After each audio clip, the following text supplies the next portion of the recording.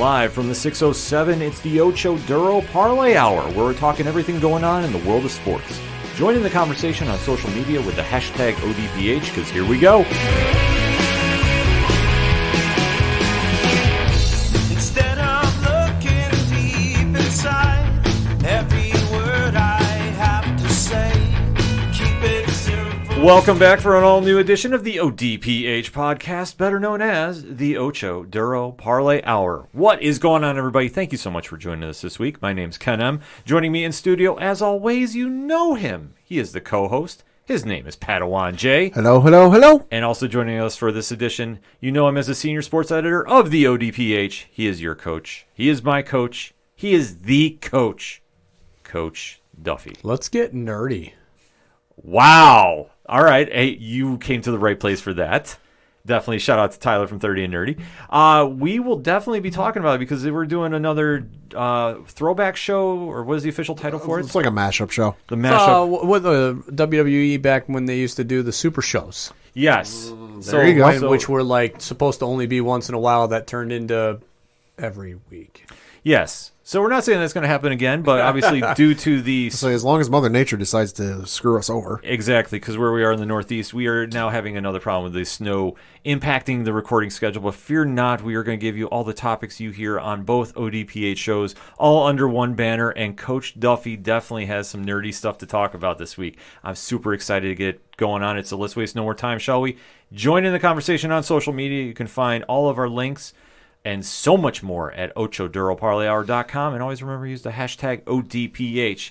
So let us talk that nerdy talk, shall we, gentlemen? Sure. It is time to recap the biggest show on the planet right now. According to Nielsen. Yeah, according to Nielsen. And that is Disney Plus's WandaVision.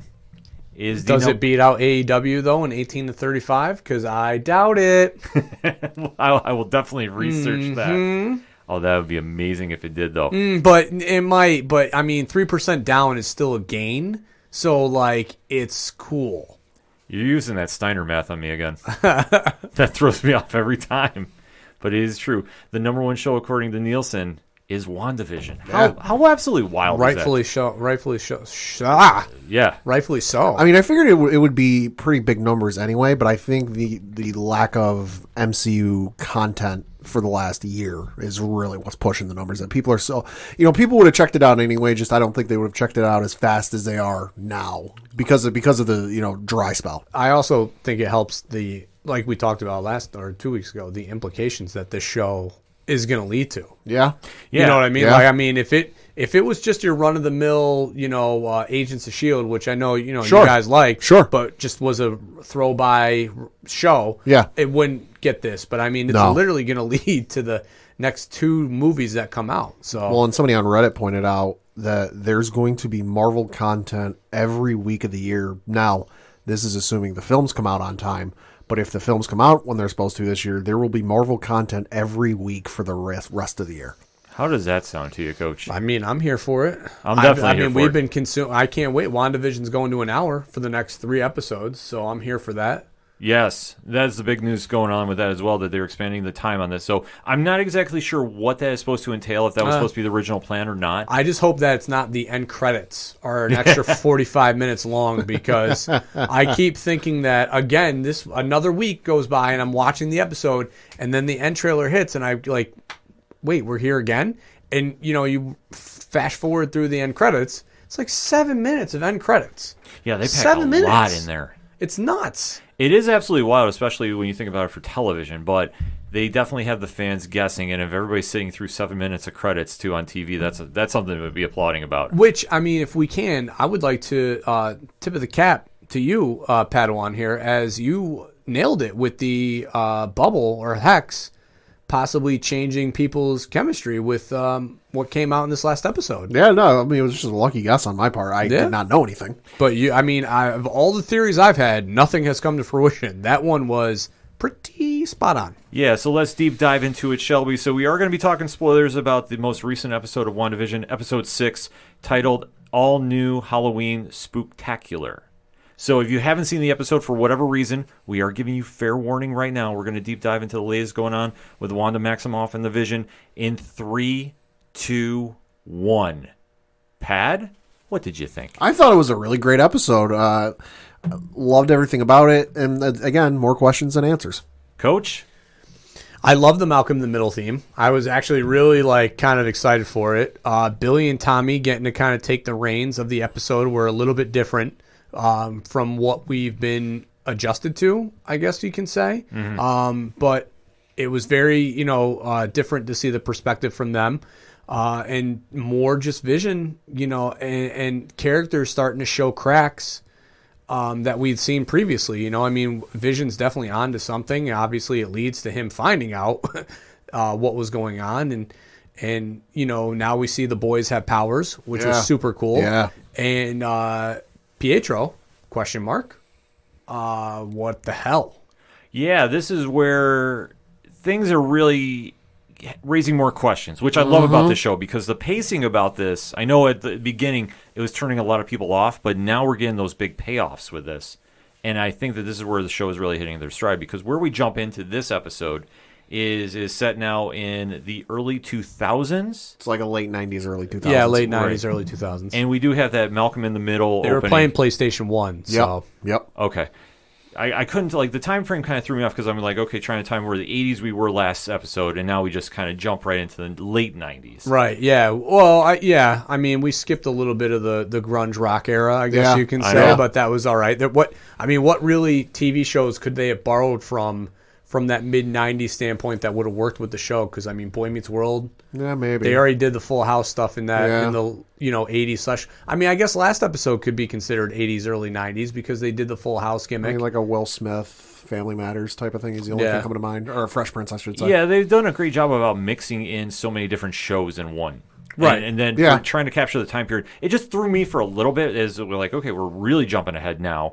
But as we see, we now have the boys are growing up faster than expected. Tommy and Billy, the twins, are now developing their own powers, which is a little wild to see. But if you know the comics, you knew this was to be expected. Yeah. Right. We have Uncle Pietro, played by Evan Peters. Well, not even just the comics. Well, no, Pietro played by Pietro. In the thing they did, you know what I'm saying? Yeah. Because they didn't him playing himself. Yeah. So Well, after last week when we saw him appear on the show that set the internet on fire, we now see him being the mischievous uncle Yep. to the family, and seeing how everybody's getting ready for Halloween, and seeing the Wanda coming down the hallway in her traditional Scarlet Witch costume, which was her first one from the comics. Sokovia fortune teller, though. Yes. Yeah. Well, that's what she was trying to spin it as. And I love how they kind of just mix that in a little bit, Yeah. because, obviously when you see that costume, everybody goes, that was her first costume from the comics. And I loved an interview I read she did where she had to pitch and push Marvel to do that costume, because when she was reading the scripts and they were doing a read-through, Vision had his costume on for that episode when they had initially wrote it, but she didn't have anything, or she had some random, average costume you'd see in the 90s. But she had to push, no, listen, if Vision's going to do his classic costume, I have to wear mine. Well, maybe it was more because, it's a little more revealing. Risque, a little Risque, bit. yeah. Maybe. I had to tell Aaron, when we were watching the show, what those were, because I was like, this episode, I was really like, all right, this shit, there's a lot going on. I need you to focus in on this, because a lot of stuff's gonna. Yeah, well, not only just that, just a lot of stuff's gonna go over your head. So when they came out and they did that, I paused it and I'm like, this is their comic book outfits. Yeah. And she was like, I would not have known, so thank you for telling me. Yeah. Yeah, they definitely kind of skim past that, but for everybody that's read the comics growing up, you know who they were. Yeah. And then when you see Vision come down the stairs, he is wearing a version of his costume. Yeah. Albeit, though, he completely 2000 dad it. Yeah. With the shorts. Shorts, which is awesome. Yeah, which was very cool. And as he was telling Wanda that he's going to be on neighborhood watch duty for Halloween. Is he? Yeah, which I thought... She didn't write that into this. She didn't. She wasn't aware. She wasn't I should aware. say. Yeah. Well, and I feel like she should have realized. Well, I realize she's got a lot going on just in her, family life and everything going on. But I feel like with as much as he's been questioning and pushing her about what's going on and what's this, what's that, I feel like she should have seen through that. Well, maybe, but at the same point, though, I think we've seen over recent episodes that she's getting more blinded by her own powers. Yeah. Oh, yeah. And that she's buying into the reality she's created. That she's not picking up on certain aspects that she was as sharp as the series had begun. She's almost Stockholm syndroming herself. Yes. Yeah, in a way, great analogy. Yeah, obviously, it's just when you're captured, you almost become on the side of the captors. Yeah. And that's almost what she's doing. Like, she's so blinded and caught up in the sitcom lifestyle that she's like losing sight of like things slowly unraveling, throughout Westview. Yeah. So at this point, though, she's kind of just buying into everything going on. And when Vision takes off, she doesn't really blink an eye to it, which was kind of a little telling. Elizabeth Olsen has been playing this character so brilliantly this season. Yeah. So I definitely want to applaud that. So during this segment, though, Pietro steps up and says, "Oh, I'll take the kids trick-or-treating." Yeah. Yep. Being the cool uncle. Yep. And he starts running around, and they're raising holy hell through the Oh town. my god. Stealing everybody's candy. Well, the scene was with one of the Stanley, the other watcher. Or Herbie, you're thinking. Herbie. And he was, they're talking, and he's on the radio on the comm, and what? All the pumpkins have been smashed, and you see Pietro in the background smashing all the pumpkins with the boys. All the candy's been taken from the town, too. Everyone's standing there checking their bags. Yeah. What's this? Everybody's covered in teepee, and like watching him get teepeed while this is like that was. I mean, that's just clever. Oh, it's very smart to play because now that the powers are starting to merge in the twins. Yeah. Pietro is noticing this and obviously taking a little mentorship to Tommy. Sure. Who is revealed to be the speedster. Chip twin off there. the old Maximoff block. Exactly. So Wanda figures this out and is like, "You boys better figure this out and make everything right." So at this stage, we see Vision is not on that neighborhood watch duty, as he says. He's starting to explore more areas of Westview. I mean, it was neighborhood watch. Just not his neighborhood. Yeah, he definitely starts going into some uncharted He was doing water. some sort of sleuthing, just not, the sleuthing he was supposed to be doing. Yes. So as he started exploring that, he finds some residents almost in a trance. Yeah. Like zombified. Yeah. Which was wild to see. Yeah. That the dark side of Westview was this. Yeah. Well, we were talking when they said about not running past the street, and I was almost like, especially when it's the woman hanging the thing up and yeah. back The and forth. clothesline. Yeah. I was almost, Aaron and I were talking, I was like, well, maybe because they're so off, quote unquote, camera, Right. that like her focus isn't on them, so she's not worried about what they're doing. So she just, she being Wanda, just leaves them in the position that they were last, involving the quote-unquote show. Mm-hmm. Like, that's the only thing I could think of Could as be. to why they're being stuck there, because then obviously later on Vision bumps into Agnes. yep. But before we get into that, on the outside of the hexagon bubble. Oh, and I have a beef with this. Uh-oh. So we'll get there. Go ahead, recap it. We do see that Monica and Jimmy have been taken off the case by Hayward. Yep. And so did And Darcy was with them yep. too. Because they were disagreeing about Hayward is obsessed with this idea of attacking Wanda in Westview. Which I had to pause again to tell Aaron that, like, this is really important to know, because it seems like Phase 4 from the trailers for Winter and Falcon, Winter Soldier and Falcon, and some of the other things that are coming out, it just seems like Phase 4 is setting up for this like universe of us versus them. It seems like that, In yeah. a degree, yeah. Yeah, I mean, I've read a lot of the theories and everything, and it just seems like, because Zemo and his monologue in the trailer for Captain Winter or the Winter Soldier thing talked about how he needed to finish his work, he needs to end, there can't be a world with heroes, and I was just like, oh, okay. Like, there's something fishy going on here with this. Well, I think the main overtone that we're seeing thus far, to just kind of piggyback off what you're saying. And the Sokovian Accord keeps getting brought back up. That with the events of Thanos, I think the world post-Endgame is now starting to look at how do we prevent this from happening again. Right. Yeah. And I think that this is going to be a major focus going forward, because what they want to say is going for the future. Yeah. Is we've now lived through this. 5 years have gone from the planet. I think everybody is now starting to come to that realization that time has elapsed. Well, and especially you've got to figure a lot of like figures in power and government officials have got to be sitting there going, all right, we already had this one incident where part, if not a whole country, got dropped from terminal velocity onto the planet. We put a whole bunch of rules in place about what you can and can't do. And in result, half of the planet still got wiped out. Yeah, you still didn't do what you're supposed to do. Right. Yeah. So now that this is going to be an overlying theme moving forward, and you see Hayward is now being very obsessive about this. Yeah. And that's the thing that really is striking a chord, because he's not acting rational about No, this. Like, he is no. really trying to cover something up by taking care of Wanda. Right. Now, we have seen in previous episodes, we saw the footage of Wanda breaking in and trying to stealing Vision's body Right. from where it was being kept.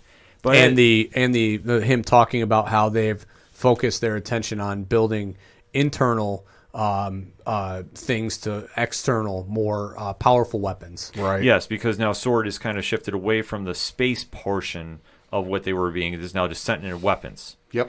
So what is going to be sentient?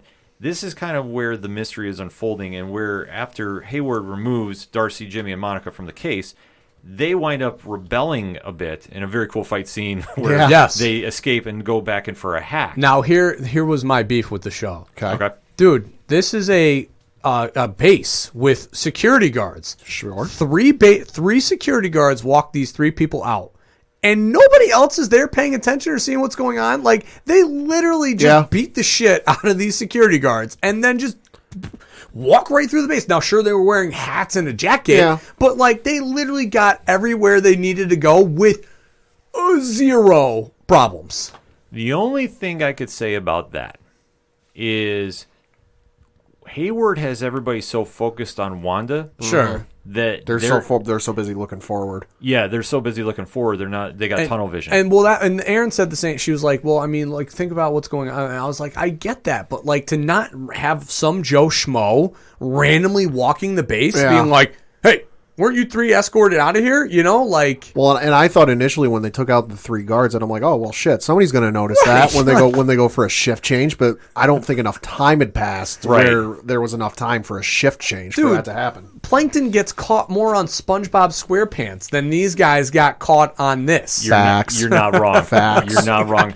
I'm sorry, it was a little ridiculous. Oh, it was, but I think just trying to spin it to a way that makes somewhat sense, because I do agree with you, it is ridiculous.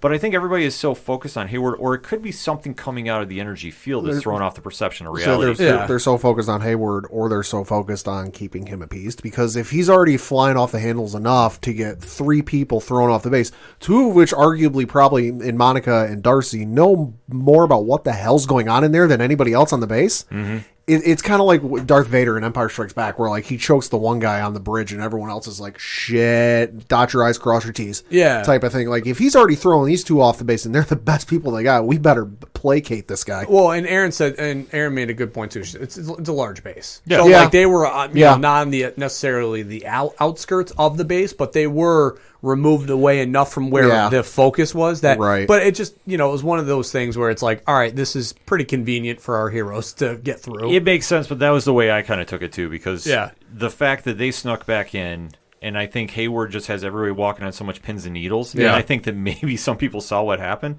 but then go, oh, you guys are going back in to save the day because we know that Hayward is losing his shit. Well, it also could be a case of those people were on guard duty, and most other people won't give a shit who's on guard duty. Right. Is one of those kind of factors that is just playing into the sides are starting to get divided. There's cracks in Hayward's foundation, and Monica, Darcy, and Jimmy are figuring this out, because once they go back in and they start hacking into the files, they do find out that Hayward has been tracking Vision's vibranium signature. Yep.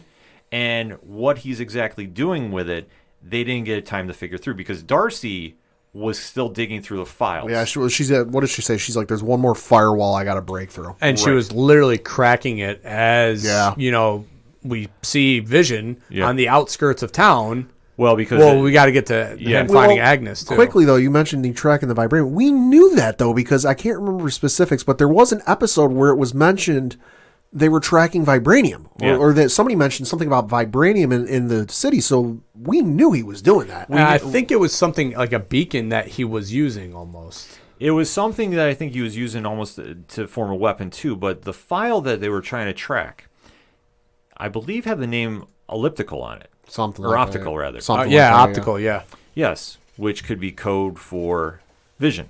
Right. Right. So the guess I'm having with this is he was trying to track Vision down to recreate him and make him into a weapon for S.W.O.R.D. Could be.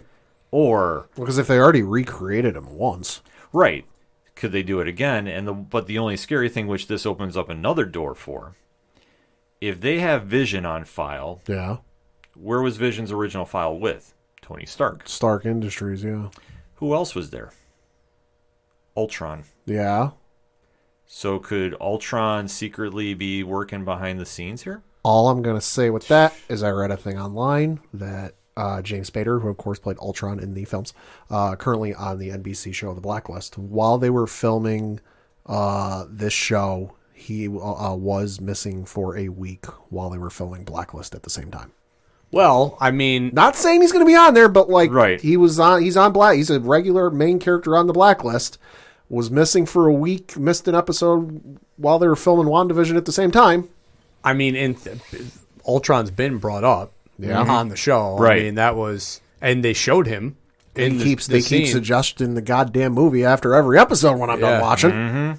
I think there's a little more smoke to that fire. I can't exactly put my finger on it because at one point, I know I was reading online after watching this episode that people thought Hayward was Ultron, and I'll say he wasn't. That'd be wild. That'd be nuts. Yeah, because I know that Ultron has sometimes done that in the comics where he's, Sure. where he's concealed himself as human.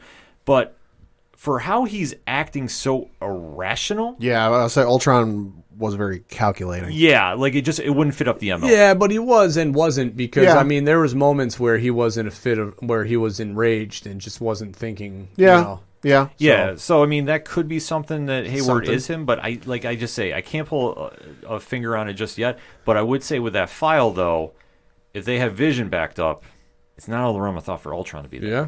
And as we see with the Vision though, when everybody's attention gets shifted away from tracking down our fugitives, we see Vision starting to come through the portal after he runs into Agnes at the edge of town. And the interesting thing I want to know with Agnes is he touches her on the head and does the same thing like he did the last episode or whatever, previous 2 episodes ago, whatever it was. And Agnes comes to and goes and basically has a similar reaction, not as much pain, but goes, you know, oh, you've got to stop her. You know, she's in control of all this. And now maybe she's playing along, maybe, she, you know, but kind of maybe taking some smoke off she's Agatha Harkness. Yeah, it was definitely that scene definitely had me like, wait, what? Because thought we I had this her pegged. I thought I had her pegged, like, because the scene, one of the prior episodes, oh, do you want to take it from the top?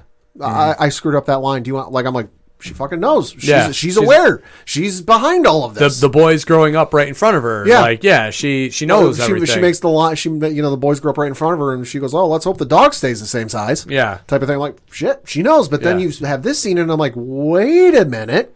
Yeah, it was a very telling scene, and Catherine Hahn, like I say, has been balancing that point where you don't know what her true intentions are as Agnes. Well, you think that you do, and then it takes a left turn. Exactly, and she does this so brilliantly too, that when Vision is trying to figure her out, he puts her back in the trance, Right. and is like, she just drives off. She just drives off, even though she had been quote unquote lost. Could have been that she was trying to break away. And stuck with the light, Yeah. with her light switch on. She Yep. just then turns and completes her turn. Yep. Yeah. So it was a very interesting thing. Like for me, the way I took it is she was trying to leave town, and Wanda caught her. Could be. Because the fact that when Vision touched her head, she started remembering everything again. But it was also she remembered Vision was dead. Well, no, that's the thing is he touched her head. She went to her like outside Westview bubble. Like, wait, you're an Avenger. You're dead. Like, why are you here? Yeah. And then, well, Vision, I'm dead. Yeah. Avengers? Yeah. What? Like he has no. Again, my theory that he's recreated just without the memories involved because he doesn't remember anything before Westview. Yeah. So as he makes the break through the portal, Hayward and company are waiting for him. Yeah. Yep. Where Darcy, Monica, and Jimmy tries running in to stop them, but Darcy, or actually Well, Darcy gets those captured, two, Monica and those Jimmy two take split off. to go find her engineer friend. Yes, because Whoever that is. because Monica has got in touch with her engineer friend. Yep. The internet is running wild with this. So every major engineering name has been thrown around. Yeah, that you could possibly think of. Say Reed Richards, Hank McCoy. Yeah, Every name's been thrown around. I think the Von Doom, I saw somebody say yeah, too. Yeah. Doom could be in the discussion. Doom would make a lot of sense. Reed would make a lot of sense. I will say My first thought was Banner, but I'm like, yeah, no, he's not engineering really. he's not really No. engineering enough. But I definitely think that it's going to be Richards or Doom. That's my safe bet. Yeah. I just haven't figured out which one because Could be McCoy pre X-Men stuff. well, the only thing that keeps coming back in this perspective, not to get off task too much, but we have heard Elizabeth Olsen, Paul Bettany talk about there's supposed to be a Luke Skywalker level.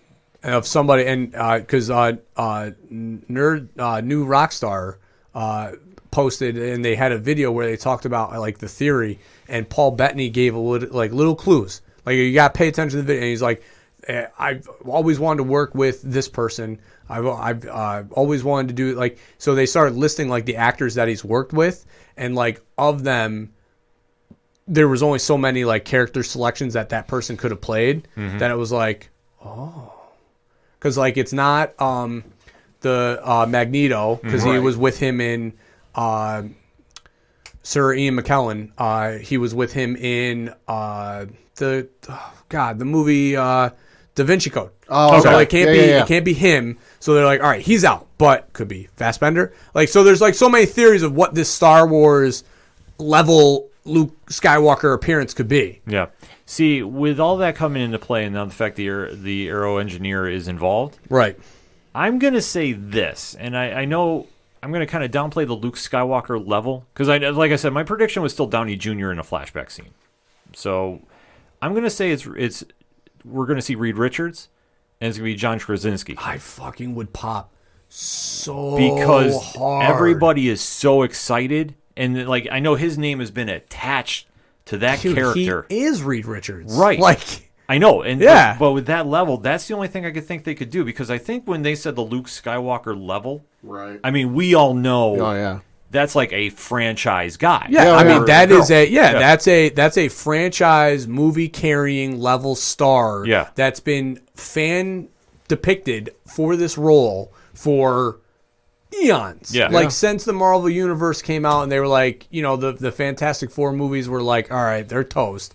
It was him. You know, it's always been John Krasinski. So, yeah, for him to show up on this, I don't know if it would necessarily have the Luke Skywalker pop, because, like, obviously Luke Scott, you know, it's Luke Scott, but this would be It'd be big. It'd be be big big. because the thing is, he hasn't played the role yet. So like, he hasn't been Reed Richards. Right, it's still big because A, it's Krasinski, and B, it's Reed Richards, which attachment to Fantastic Four, which they've announced they're working on. Right. Yeah. So if they decided to do that as the cast reveal for it, just him. Yeah. Oh, it would be perfect. That'd be the segue that you need to just mark this movie out. And if anybody isn't sure about that would be that big of a pop, let's remember when Evan Peters came back as Quicksilver after WandaVision, how absolutely bananas did social media go? Dude, the theories and everything, even still now with him and the way that the episode ends, which I know we'll get into, it's like, you still don't know. So, like, it's so many. Them acquiring Fox was literally just the Pandora box. You know, like, Tony Khan wants to talk about the door opening, the forbidden door. Like, that is the forbidden door. Like, them purchasing Fox, the things that they can do, and the mind that Kevin Feige has. Like, the dude's probably just sitting in a room with padded walls right now, just writing out ideas because he's like, I have so many playthings. Yeah. I don't even know what to do with myself. Well, that's the beauty that they're going to have, but it's also going to be a juggling act, too, because, Sure. to do each character justice, they really got to be making sure they line it up with the perfect casting and perfect writing and perfect scenario. And that's what Krasinski is? Yeah, and that's why I say that would be the big move that happens with them. So their story is done for now, but for everybody that's back at Westview, we see that Vision is now breaking through the barrier. He's starting to shatter apart. Yeah. Hayward is trying to acquire him. Yep. But the psionic call-out was picked up by Billy, Yep. Wanda's child. And Wanda has been tied up this entire episode talking with Pietro. And a very odd conversation. Yeah. A very fourth wall-esque conversation. Like, very Pietro. Because, like, the whole time with his character, we haven't known whether he's in the show or what his involvement was. And this conversation that he had with her, was very fourth wall breaking. Yeah, I agree. How'd you do it? How'd you do this? Where'd you get the power for this? Yeah. How'd you start this? Yeah. What gave you the idea for this? You can tell me, I'm your brother. Like, very, very weird. It was a very weird conversation, to say the least. And the only thing I can guess is I'm not buying into the whole thing he's Mephisto Right. story. Right. No, that would be weak at this point. Yeah. Yeah. If it's just Mephisto dressing up as him, that's a cop out. Yeah, I think that would be such a letdown for fans. Could I see him being possibly Nightmare? Yes, because Nightmare has been connected to be the Doctor Strange 2 villain. Right, and that would make sense. And it would make sense, and plus Nightmare is a little bit below Mephisto, so obviously, if we talk about wrestling terms, you got to go through the faction to get to the champion. Well, not even just if it was Nightmare doing this, like, it would make sense because maybe he doesn't, I don't know, he wouldn't be able to pull off the Pietro look, or whatever. Like, there'd be a story that they could tell of why he had to do this Pietro instead of this Peter instead of Pietro.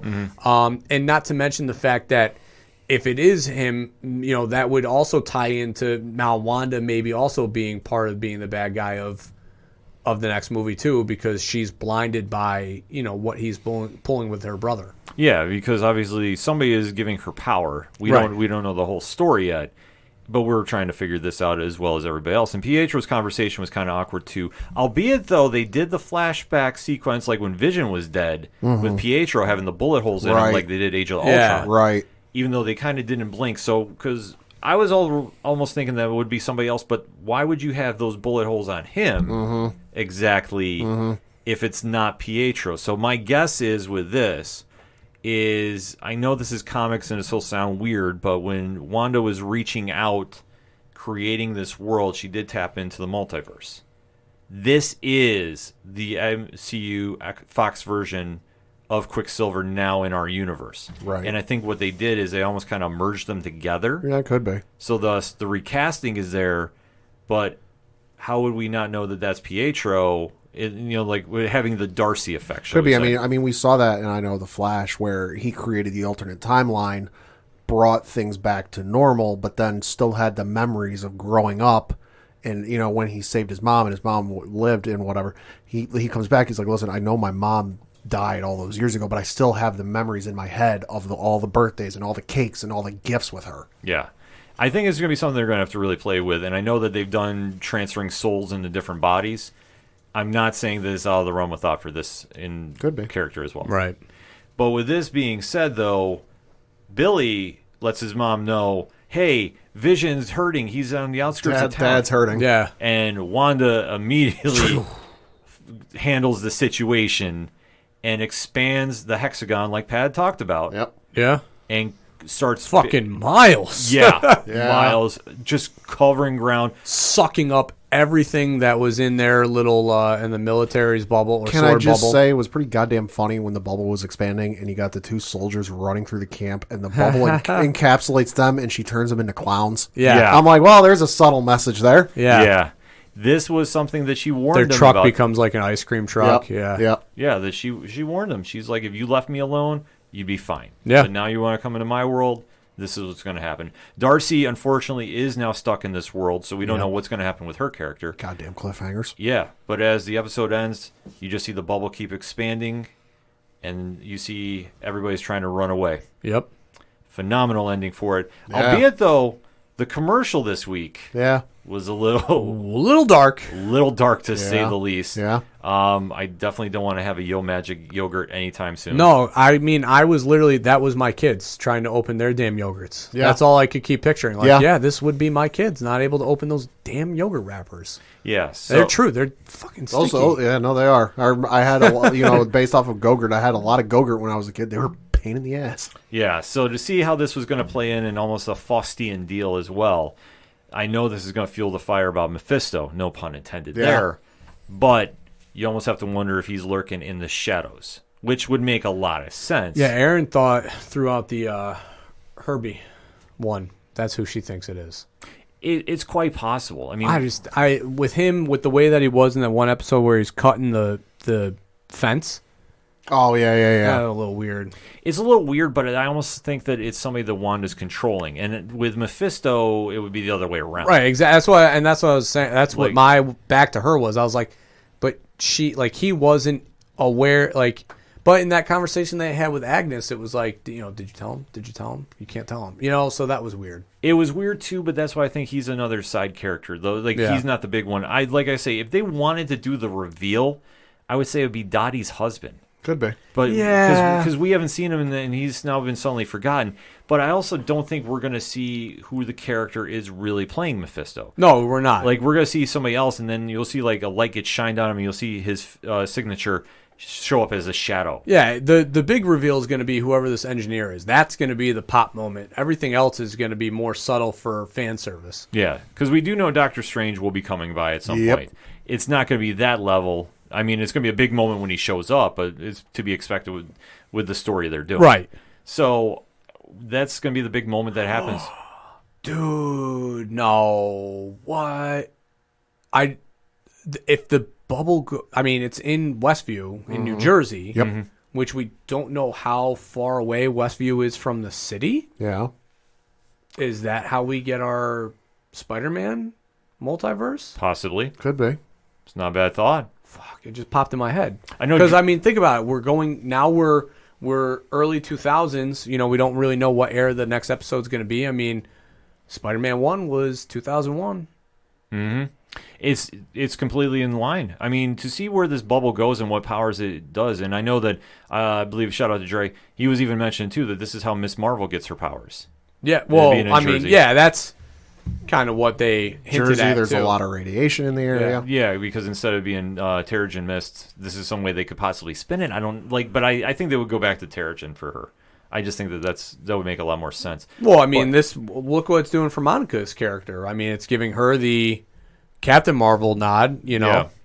Yeah, this power is just depending on how it's going to stay and what the lasting effects are going to be, but we don't know other than stay tuned. And that's the best part of this show. Yeah. That they've really had everybody guess, and the fan theories are going absolutely crazy about this. And now we get an hour reward. Yep, an hour show for the next 3. So episodes 7, 8, and 9 are going to be an hour long. Yeah.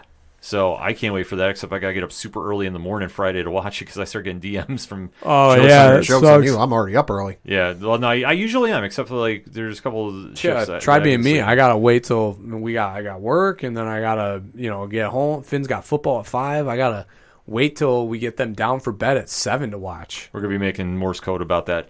So it's tough. So final thoughts on this episode? Amazing episode. Loved it. Yeah, it's just a great goddamn show. I mean, what else can you say? Absolutely. Definitely let us know what you think about episode 6, quote, all new Halloween Spooktacular from Wandavision. We definitely want to have that conversation with you. But before we stop talking about comics and TV, we do have to mention about a certain trailer that dropped because Coach is in the studio for this one. Coach, would you like to take this? I mean, the Snyder trailer released on Valentine's Day, which was a great gift that Erin didn't know she got me. It was supposed to drop at 12. I was watching the countdown ticker, and then all of a sudden it got reposted. And I'm like, this is bullshit. Apparently it got leaked. So HBO just went ahead and said, all right, here you go, have at it.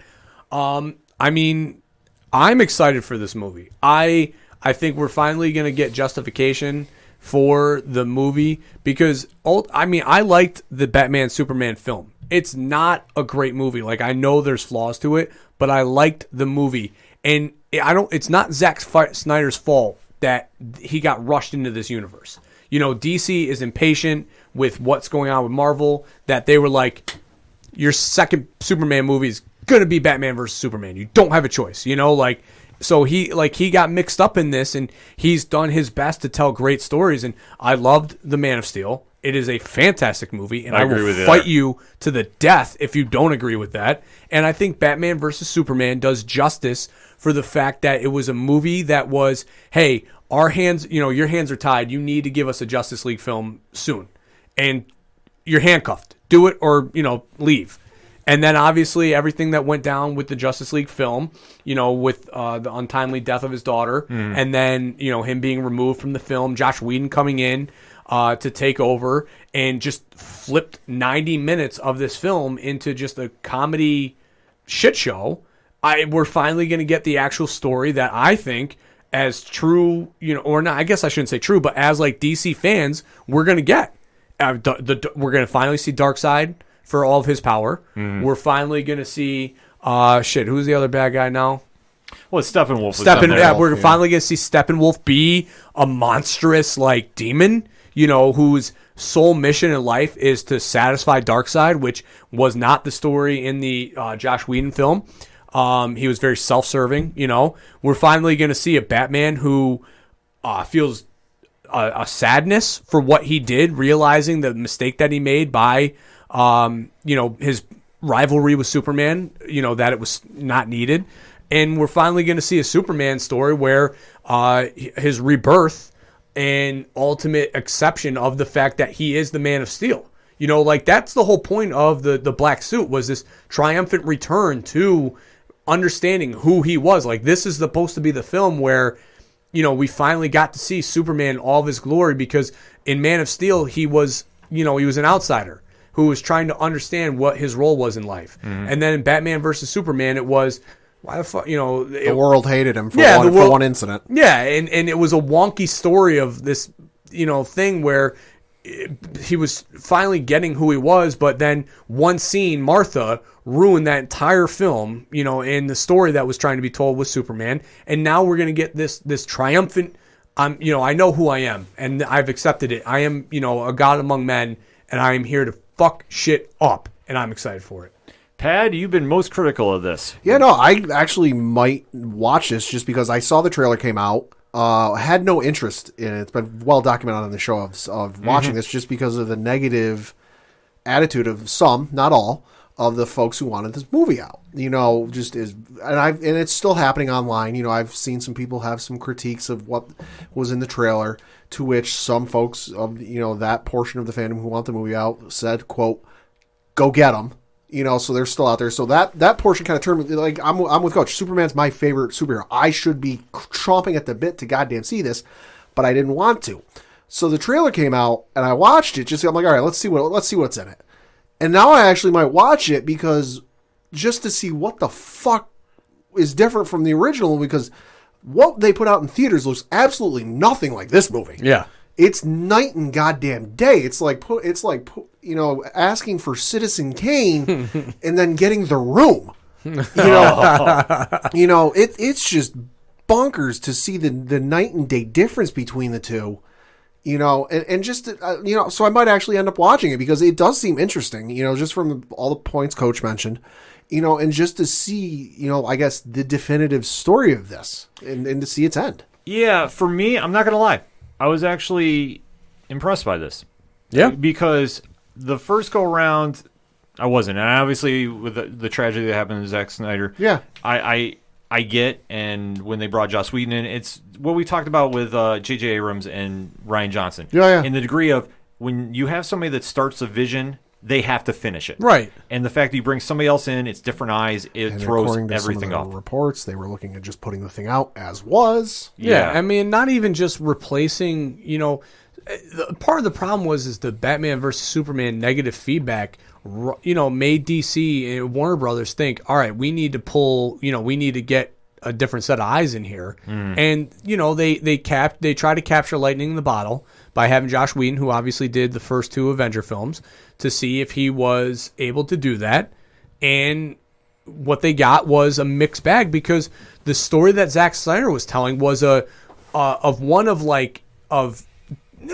to say like darkness, but like almost like a tragedy, a pain, a sorrow, because Batman's not this hokey character. He is a broody, dark,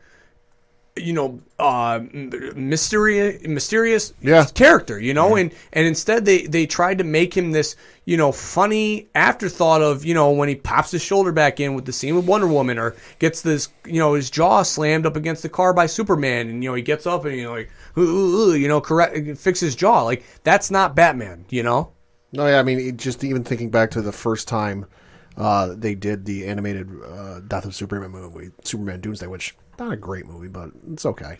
After Superman dies and they're getting ready to have the funeral and all the Justice League members are there, Alfred comes down and says, sir, it's almost time to get ready for the funeral. And instead of doing something, like Coach mentioned, he just sits there and goes, I'm not going. And Alfred's stunned and he goes, what? I thought you would go. And he goes, listen, I'm not going because he's not dead. Yeah. Yeah, I mean, how they play it out is the vision is obviously something different. And for what Snyder was trying to do and give it that gritty, realistic tragedy feel to it, this is more closer interpretation of what is supposed to be the epic that we're seeing. Like, for me, I marked out with all the Darkseid references because I love Darkseid.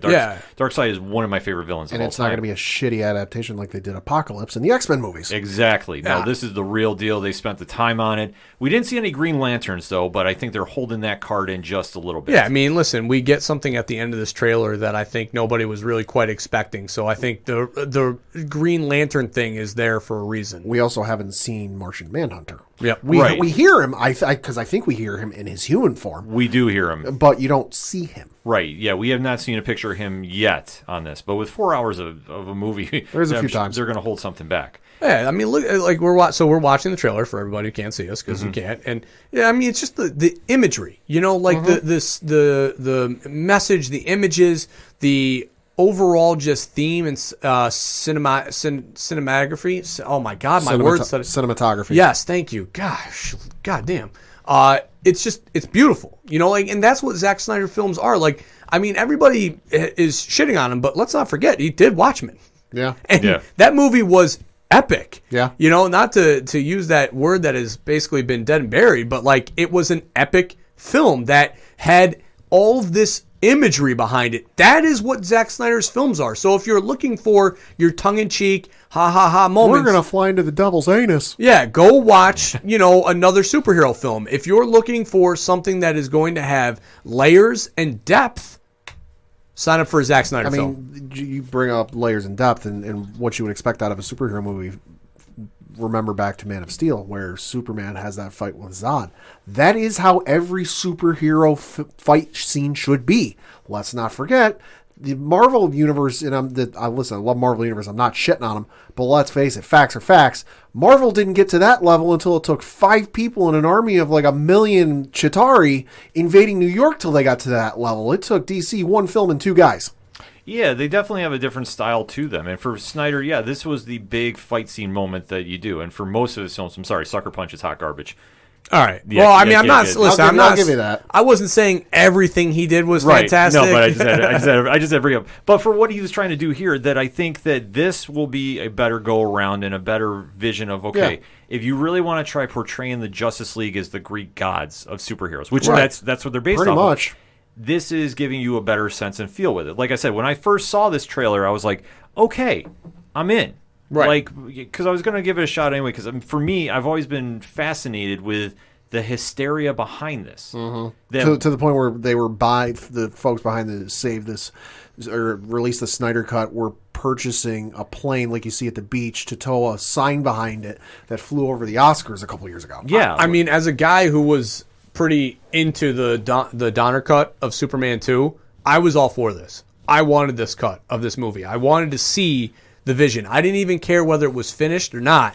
I wanted to see what the story was going to be told because Superman deserves better because he is a character that has so many layers and so much depth that people just think that he is the they get caught up in the Boy Scout, American, flag flying behind him. But this is a guy who is an alien who landed here, because his home planet was doomed and his dad chose to save him. Yeah. Like, that weight doesn't just, whatever. Like, that stays with you. Disney ain't, if Mickey Mouse is in a film, Disney ain't going to fuck it up. They're going to give it the time and money it needs to be a great film.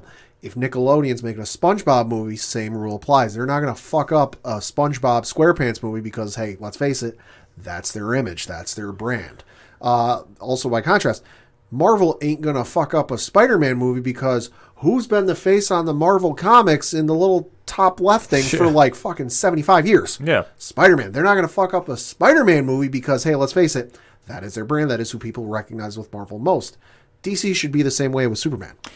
They should be, and albeit though Marvel and Disney didn't fuck it up, Sony did. Well, yes. But just and I mean, you're right, but like, so for me, like, I'm Superman fan. Like, you two both are big Superman fans. My son, though, who's 5, is more of a Batman because Batman's been the character that's been the easiest to tell the story for the last 25 years. Oh, sure. I was in the exact same shoes. Yeah. Like 20 whatever years ago when it was Batman. The animated series was on TV, and then they were running reruns of the Adam West on TV Land. Right. I didn't really become a Superman fan until it was Superman the animated series came out. So if they ever HD that up, because I don't think it's out in HD as of yet. If they ever HD that up and put it on HBO Max, show them that. Yeah, I mean, I grew up with the, I wasn't alive, but like, my parents would show me the old, Reeves films, so I Sure, saw all those. sure. I grew up with Lois and Clark, the TV series on Oh, yeah. ABC. Like my yeah. mom would let me watch that, even though I probably was not old enough for it. No. But that's because Superman is my guy. So when I see this story being told and I see the black suit, the death of Superman's suit, I get so excited because it's like, this is finally, people are going to get to see Superman in a way that they should, and they should relish it, because it might not happen again. Might not. We really might not. I mean, I'm excited for the CW show that's coming out, because I think that looks like Superman's going to get more justice as a character. I'm excited for that. Yeah, I mean, I really think that those, the from the trailer alone, it looks like it's going to be a good Superman story.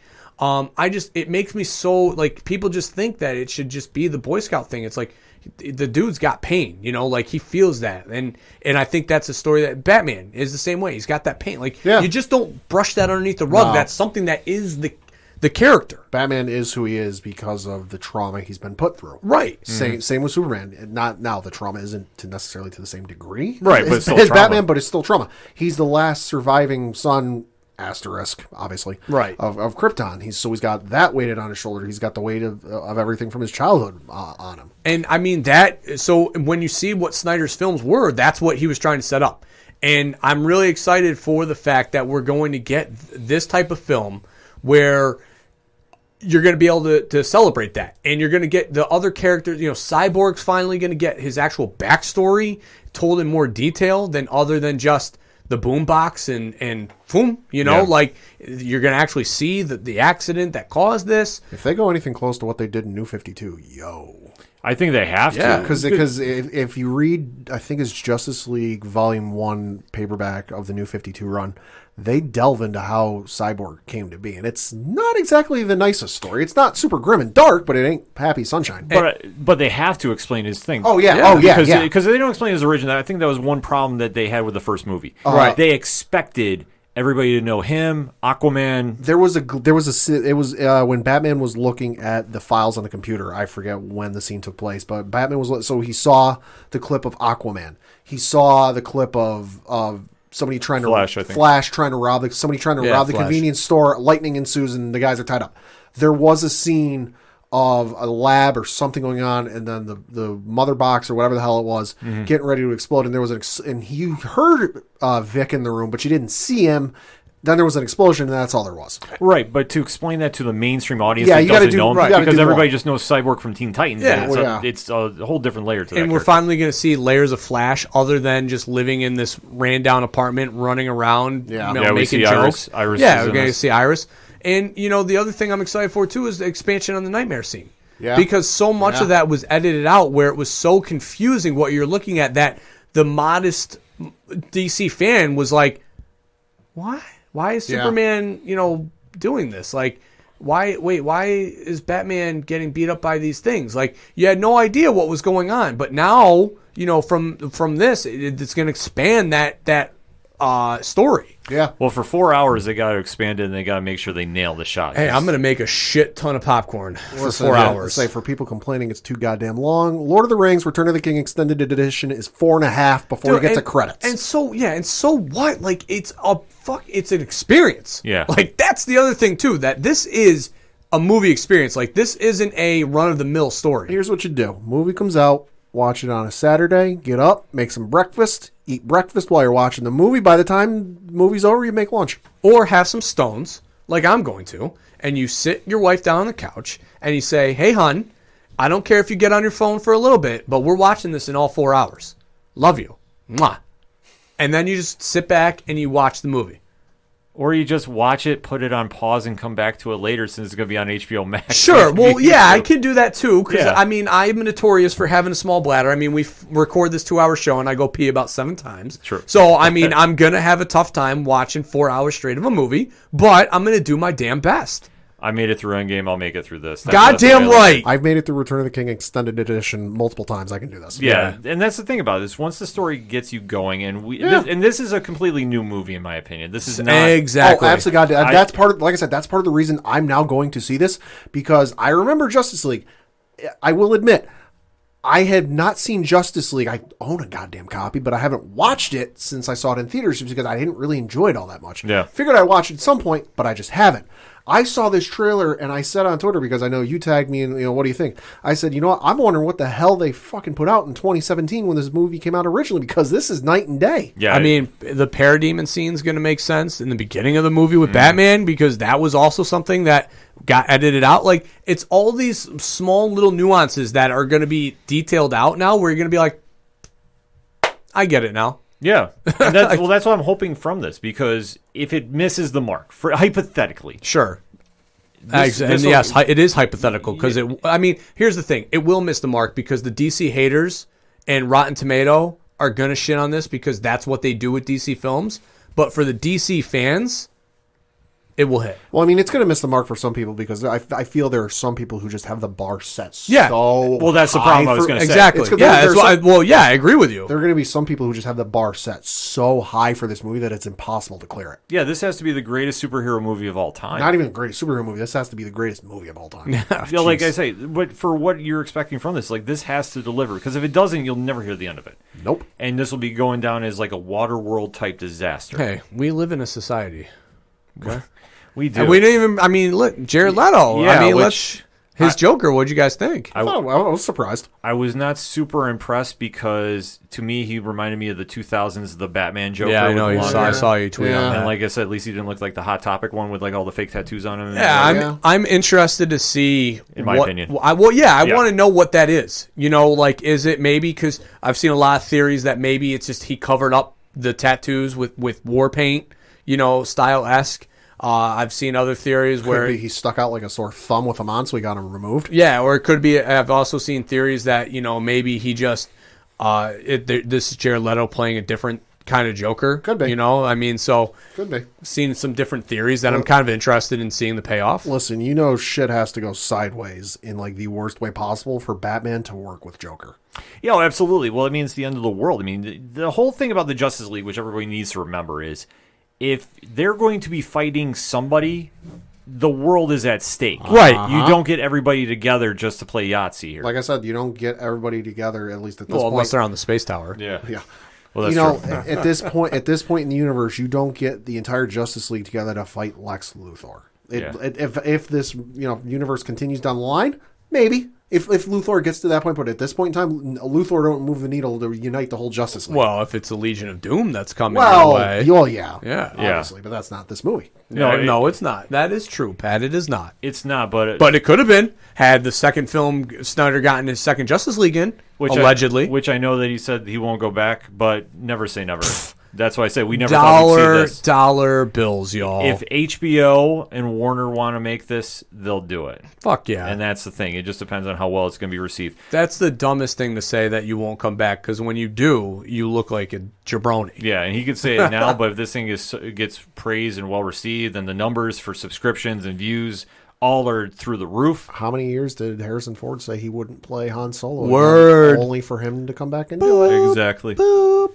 So that's that truck backing up. What is it? Ewan McGregor said for years he wasn't in an Obi-Wan movie. 5 years said he wasn't going to do anything with Obi-Wan, and then all of a sudden, surprise, he's in an Obi-Wan series. Well, I think it's just a matter of how this all comes to play for the fans, and if it's accepted and it's rave reviews, sure, everybody's coming back. Yeah, if it gets shit, then no. But if this takes off like people hope that it does, you can't. Ben Affleck said he wouldn't play Batman again. Well, guess what? Yeah. It's going to be interesting to see when it all comes out in March, so you definitely have to hit us up on that hashtag and let us know what you think about this. So what is your thoughts about the Snyder Cut trailer? Are you more excited or less excited for the Justice League? Do you want to debate Coach Duffy and Pat about it? You can find our accounts on OD Parlay Hour at Twitter, so definitely hit us up. You can definitely interact and let us know what you thought about the latest Wandavision. So much to talk about. Let's keep that discussion going after our break. You are listening to the ODPH podcast. My name is Paige, and I'm the host of Reverie True Crime. Reverie means to daydream, but even daydreams can become nightmares. Come join me and get lost in horrific reverie about true crimes and eerie events. Reverie True Crime Podcast, available wherever you stream your favorite podcasts.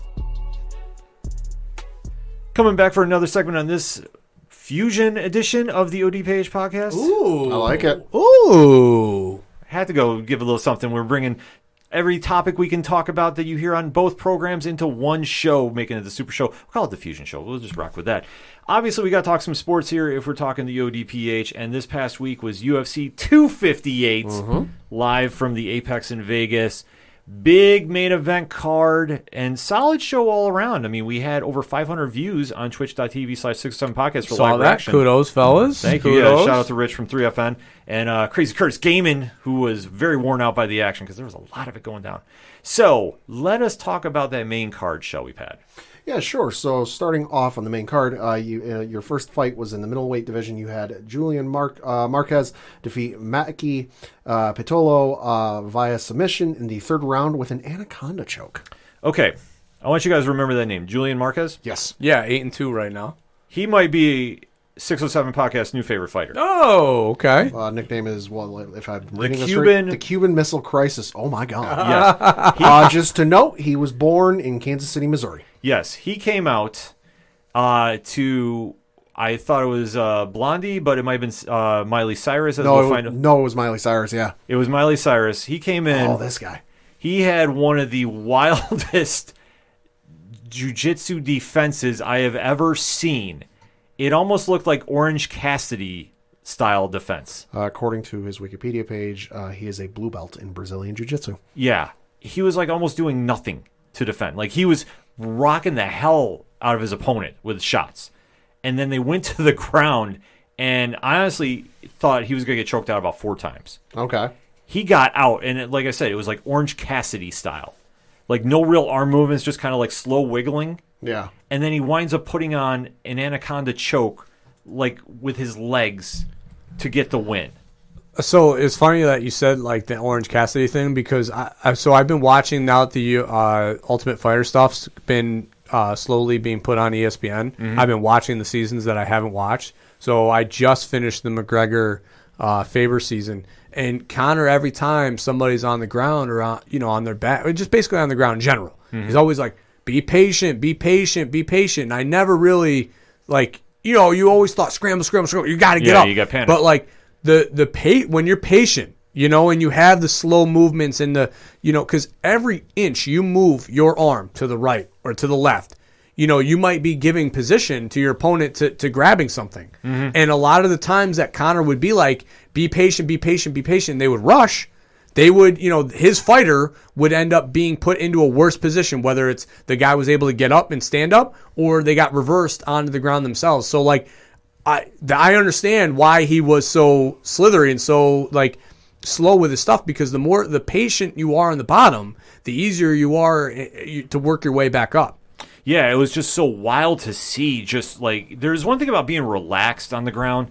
He was like straight up calm. Yeah, but that's what I'm patient. I'm telling you, I watched a lot of those fights, and every time somebody panicked, it ended up in a worse situation than they were. Yeah, so definitely a huge win for him. His post-fight speech was epic. He's trying to make a call out to fans about if you got the loudest fan base. I believe the hashtag is UFC Get Loud. That guy? Yeah. Yes, yeah, that is him. Yeah. And he even called out Miley Cyrus to be his Valentine, who she responded, Yeah. if you shave MC into your chest, because he is a quite hairy man, in his Yeah, chest, yeah. signed, sealed, delivered. So waiting to see if that got done. Next up, Pat. Yeah, you had a fight in the featherweight division between Ricky Simone and Brian Kelleher, where Ricky Simone emerged victorious via unanimous decision. Very game fights. Simone and Keller put on an amazing performance. Keller withstood a lot of shots. Dude, it looks like it was a late night for you guys. Here. I'm seeing decision. Yeah, it was a late night going into the main portion here. But definitely an entertaining fight, though, for featherweight. So Simone looked great in this. Enough said about that. Yeah, next up, you had a middleweight division fight between Kelvin Gastelum and Ian Henich, where Kelvin emerged victorious via unanimous decision. And did I read correctly? This is his first wins in like 3-4 years? 3-4 fights. Yeah. Okay. Yeah, he had been on quite the losing streak. I don't have his card in front of me, but Get put on a main card like that. Good for him. First win since May 12th of 2018. Yeah, I mean, he's definitely been in the fights he's lost. I mean, he gave Adesanya a good run for the money, too. So he lost to Adesanya via unanimous decision, lost to Darren Till via split decision, and then Jack Hermanson submitted him in 2020. Yeah, you just don't see a guy who's on that kind of fight, that kind of streak, then get put onto a main event card, level, especially a pay-per-view headline main card like this. Like that, this would normally be a kind of fight you'd see him fight like on a fight night. Yeah, you see, like this would be the main event for Saturday, right? Yeah, absolutely. But I think the UFC knows Kelvin will show up and he'll scrap with everybody. Sure. And I think for him, this was one, it was a much needed win if he's going to stay relevant in middleweight, and two, he was going up against somebody in the top 15.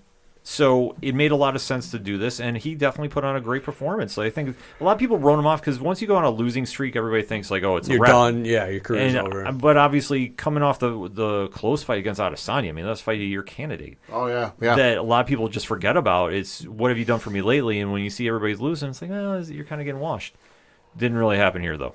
Next up, though. Yeah, it was your co-main event in the women's flyweight division between Alexa Grasso and Macy Barber, where Alexa emerged victorious via unanimous decision. Grasso looked great in this. Absolutely great.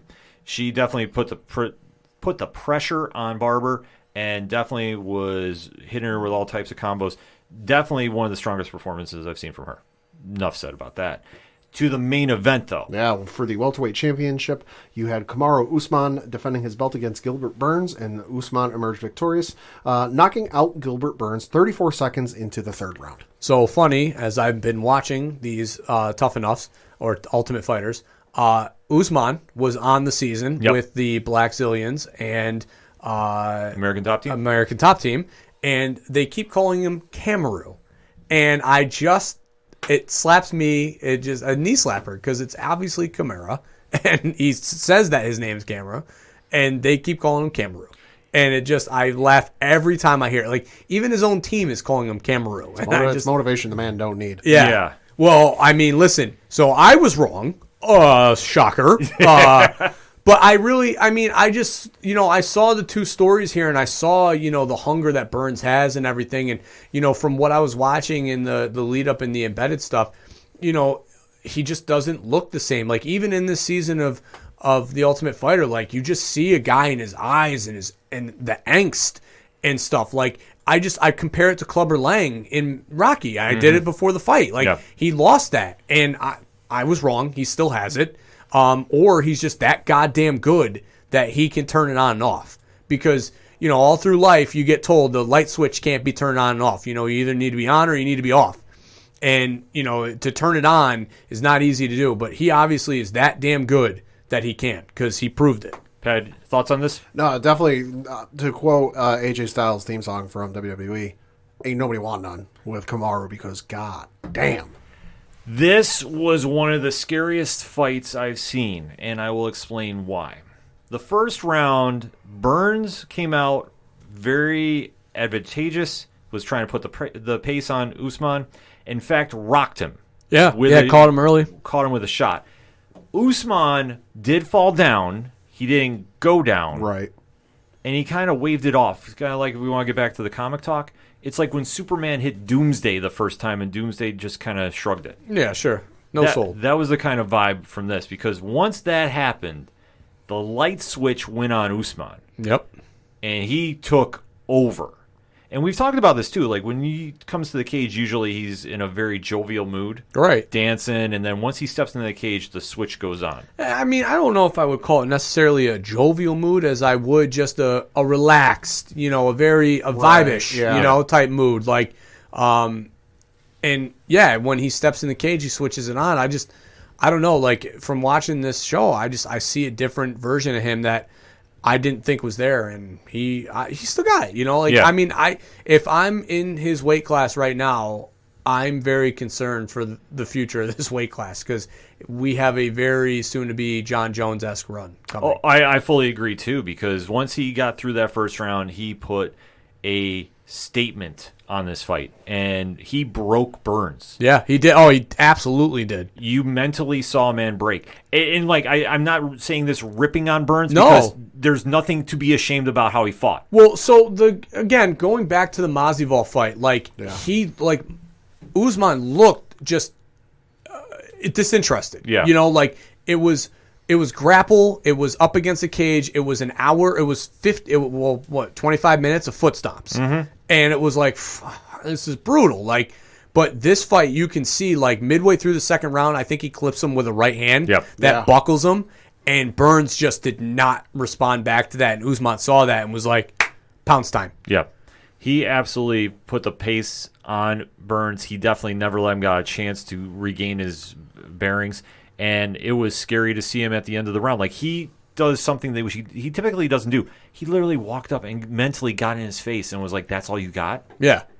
And that's his former teammate. I mean, that's the storyline that we don't talk about is that they both were training at the same camp. Well, because they parted ways amicably. Yeah. Oh, I did it. Yeah. Fuck, finally. Right. Oh, my God.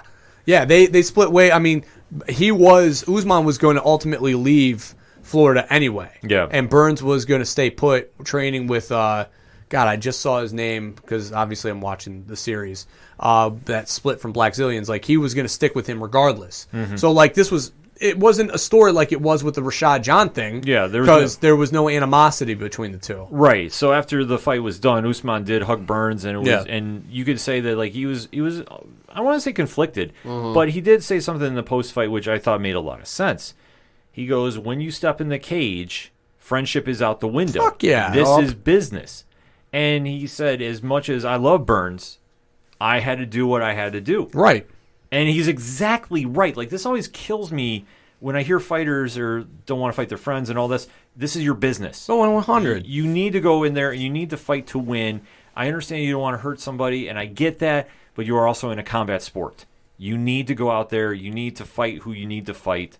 And especially if you're a champion, you really have to put that statement on that you are the best fighter in your class. Like, if you don't want to fight the person, then move up a weight class. Exactly. And, you know, like, or leave camp early. Like, Yeah. you can't sit here and train together and do all this and be in the same weight class and then not understand that someday this might come down the line. You know, I mean, that was the infamous Ortiz-Liddell situation. I mean, like, you can't have your cake and eat it too. Like, ultimately, if you're in the same weight class and in the same gym and you're both good fighters, it's inevitable. Yeah, I mean, we've seen this with Chuck and Tito. We've seen it with John Jones, Rashad Evans. Yeah. You've seen it through the history of fights. I mean, you have one of two options. Either you fight that person, you leave a camp, and then you come back and fight, or you move up a weight class. That's what Cain Velasquez and Daniel Cormier did. Right. And it made sense.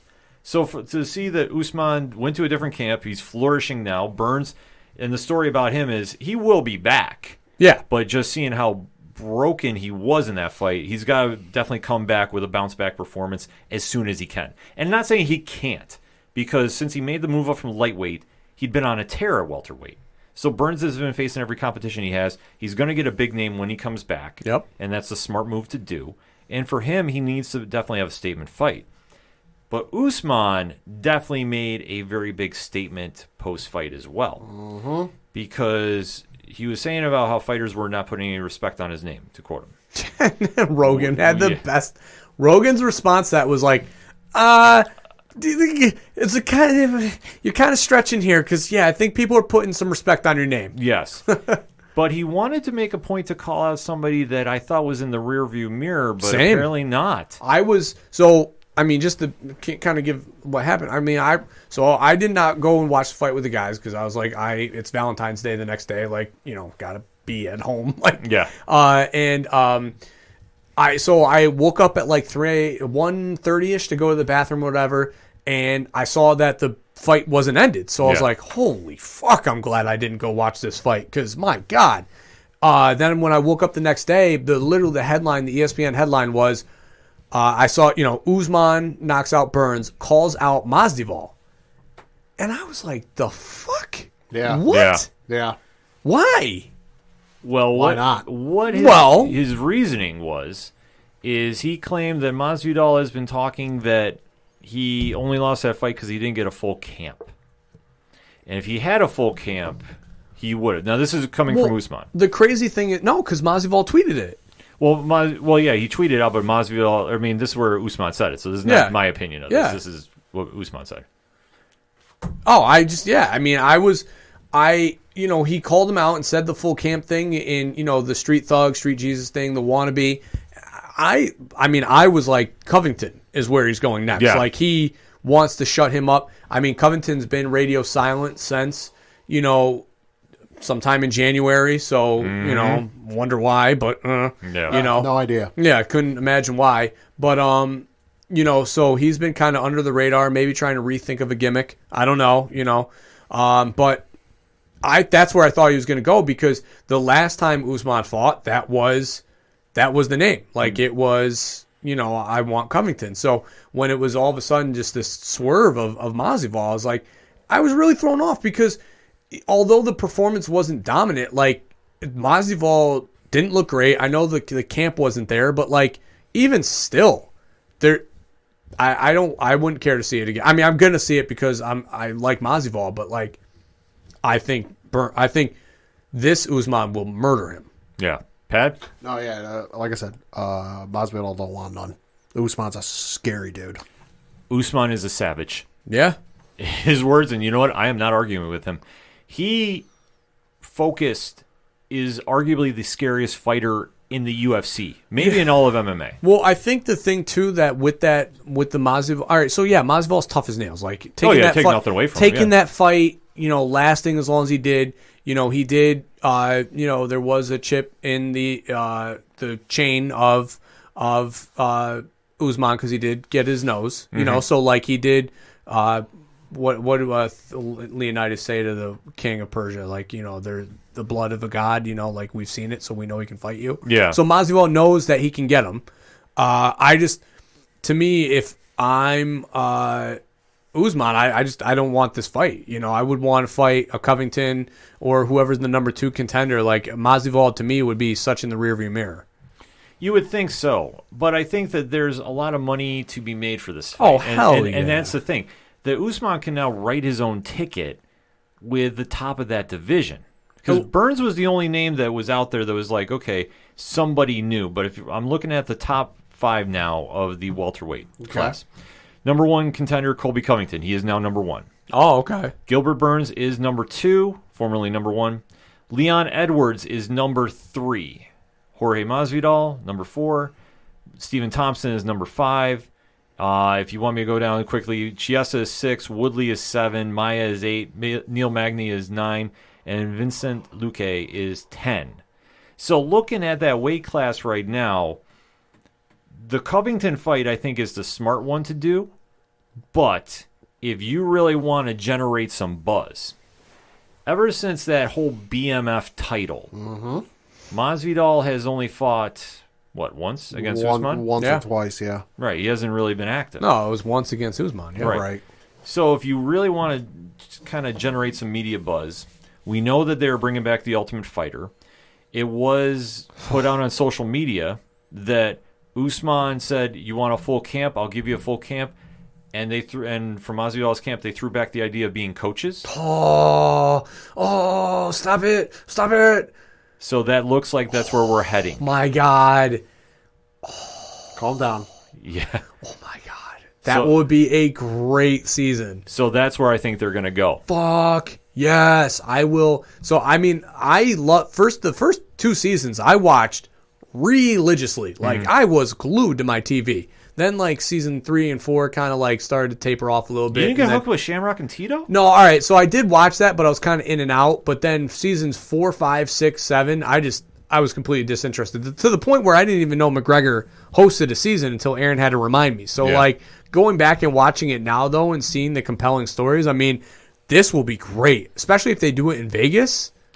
We haven't gotten that far yet, but the contracts were thrown out to do it, so it's kind of waiting to see. Give me this. I did see the posts on a couple different social media sites, so there is some talk to do it. I will pay extra for this. Yeah. If this is on like an ESPN Plus subscription plus, I will pay for that subscription plus. Yeah. I think that this is smart money to do. It's an absolute. Because, I mean, I knew that they were doing another season, and I was like, who could they do for coaches? Like, I mean, nobody really makes sense because there's really nobody right now that's in a rivalry that would push the needle. Because if you're going to bring back the show, you got to have heat. Oh, absolutely. You know, like, you got to have something. And I mean, We're talking Chael Sonnen and Brazil heat. yeah, like, I mean, outside of, like, an Adesanya and John Jones, just because of their internet chirping back and forth, there's really nobody else that has any animosity between each other. No, the only one I could think of would be have Conor versus Nate Diaz.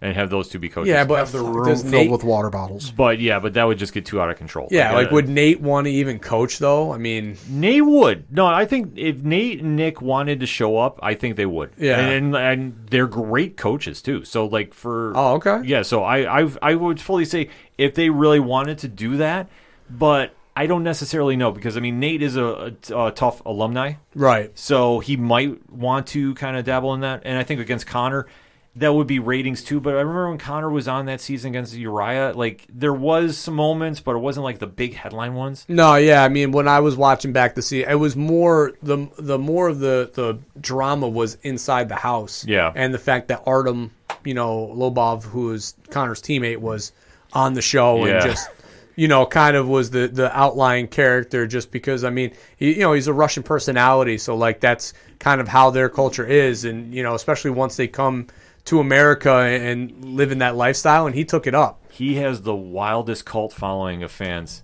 Dude, because he throws hammers. I mean, I know we're going off topic, but Yeah. dude, But that dude bangs. But his following, man, it's crazy. Yeah. Like legitimately. Well, dude, think about Russian plus Irish. Like, Yeah. that's literally his following. Like, you talk about two cultures that vodka, whiskey, like, I mean, you're getting wild, Yeah, no, and like I say, just seeing him in there is just, he is a legend. Yeah. But to get back to this, Ultimate Fighter, though, if this goes down, this is smart money to make. The smart fight, I think, is Covington, but this is smart money to make, and you got to strike while it's hot. Yeah, I mean, I don't know where Masvidal's out of, so it'd be interesting to see what who he brings in. I mean, Usman has no shortage of friends, between him and what he's doing with Gaethje right now and stuff. So it'd be very interesting. If I'm not mistaken, Masvidal's out of ATT.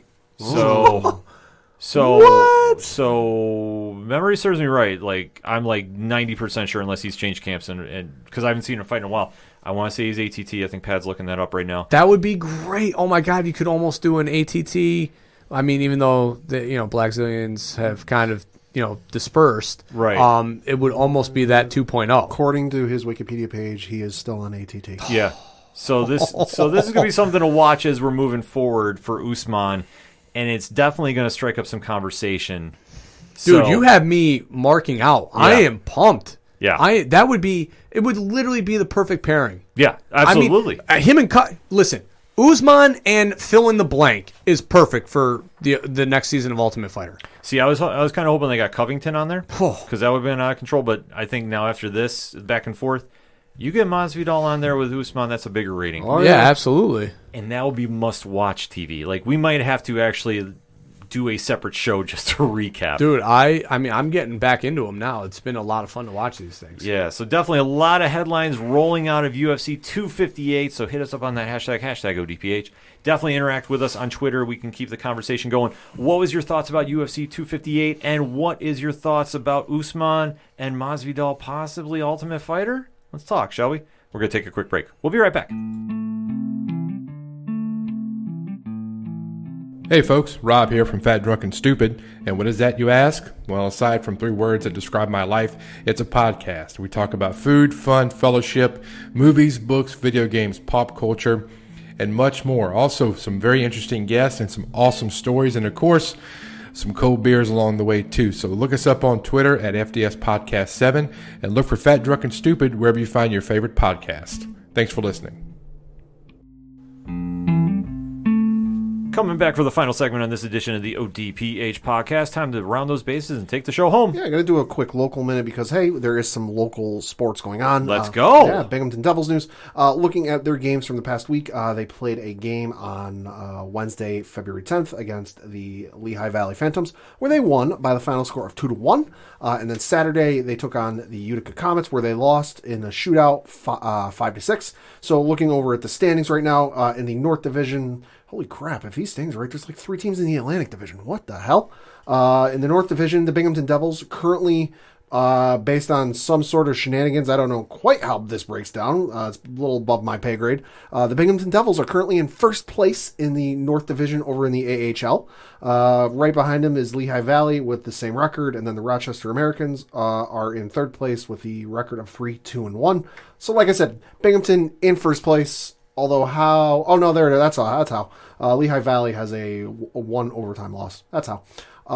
So looking at their games they have coming up this week, they have a game tonight as we record against the Hershey Bears, and then Saturday they have a game at against the Lehigh Valley Phantoms again. Game time 7:05. For more information, BinghamtonDevils.com.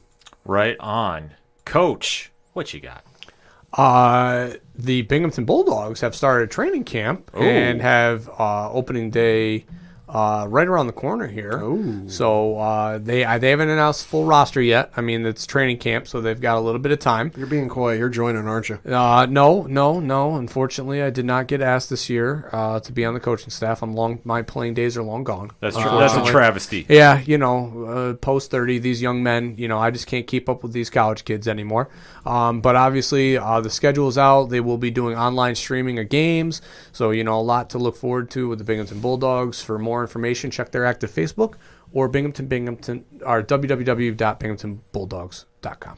Yeah. Absolutely. And Mr. Hogan? Oh, rounding the base? Yeah. I mean, Mr. Chris Hogan joins the Premier Lacrosse League. Formerly of the New England Patriots. Former of the New England Patriots. Obviously played lacrosse all 4 years at Penn State. Was a varsity lacrosse member. Yep. A varsity jacket-winning lacrosse member. Yeah.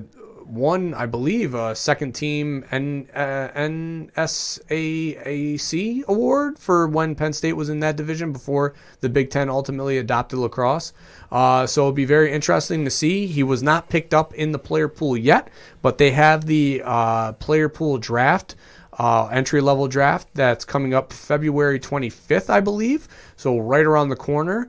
It would be very interesting to see. I know you guys don't follow lacrosse Twitter, but I do. And it's been very, let's just say, contentious right now because a lot of people, are not excited about a 33-year-old ex-football player coming into the Premier League with the MLL being bought out. There's a lot of players right now who had jobs who are, kind of in a flux of whether they're going to be able to continue their playing career or not because they only brought over one team.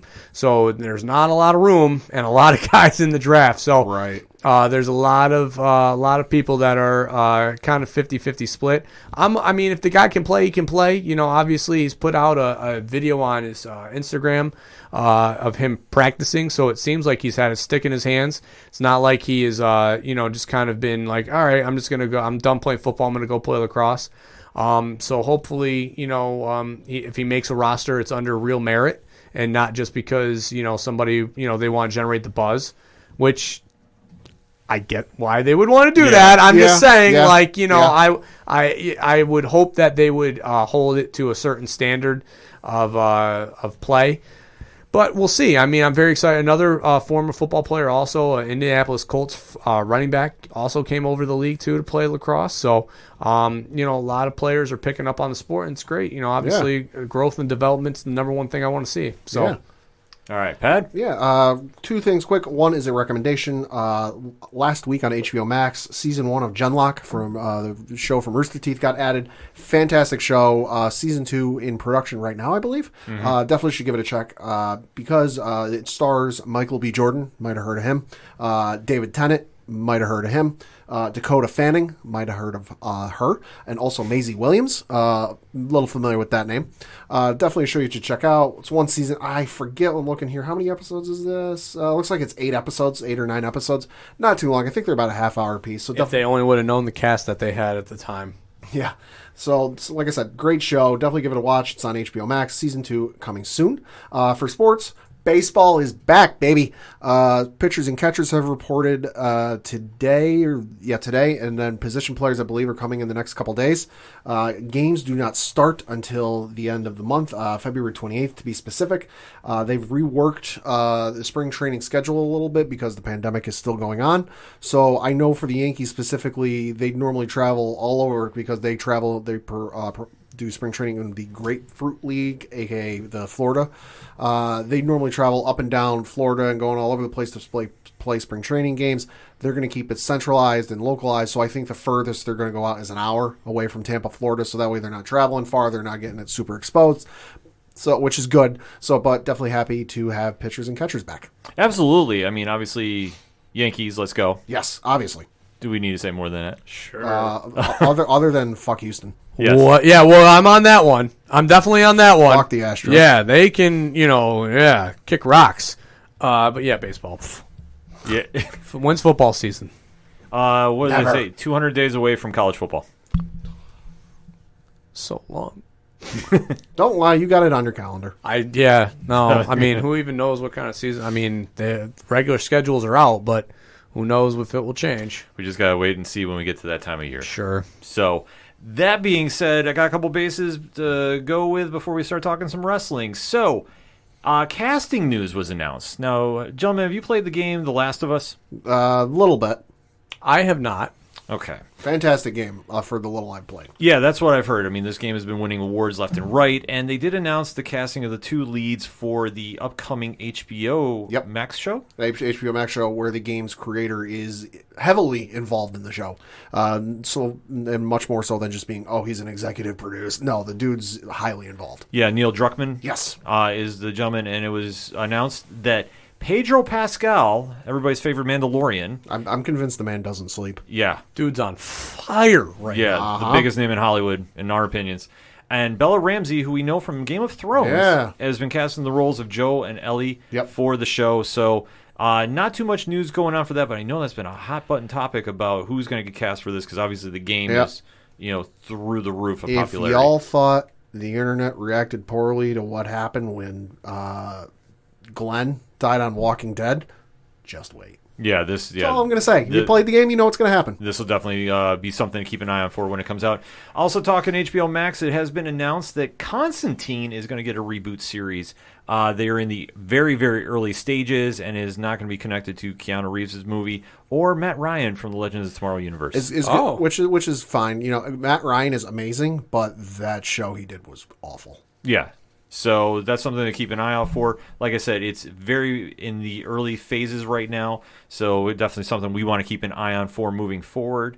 Talking movie news as well, tomorrow as we record, it will be February 18th, and that will be the release date for the new Mortal Kombat trailer. Mortal Kombat! We actually, ironically, listened to that while working out this morning. Oh, get out. We were all talking about, wow, that is nuts. We've been living in this world, my lifting friends and I, of like coincidences have been happening very, very, very cool, like a lot. And now this just adds on top of it. Yeah, so this is definitely something to keep an eye on for. If you know the video game franchise, if you know the first movie, which was actually one of the better video game movies of all time. The second one is hot garbage, in my opinion. Yeah. The early photos have been released of the characters, and the trailer is supposed to drop, like I said, February 18th. It will be the movie will be coming to movie theaters if you are allowed to go see them, and HBO Max on April 16th. So it's definitely something to keep an eye on for moving forward. And last bit of news is talking movies, but talking comics. Okay. It has been announced by DC Comics that they're going to be running some digital series continuing the universes of Superman 78 and Batman 89. Yeah.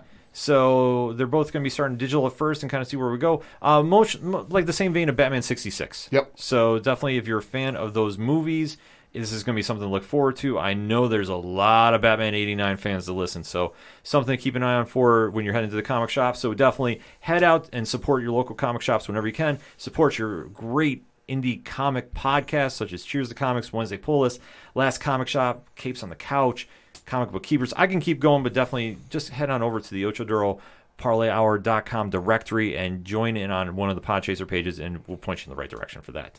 So let us talk some wrestling and take the show home. Wrestling. Coach is super excited to talk about this because this Sunday is WWE's Elimination Chamber card. Okay.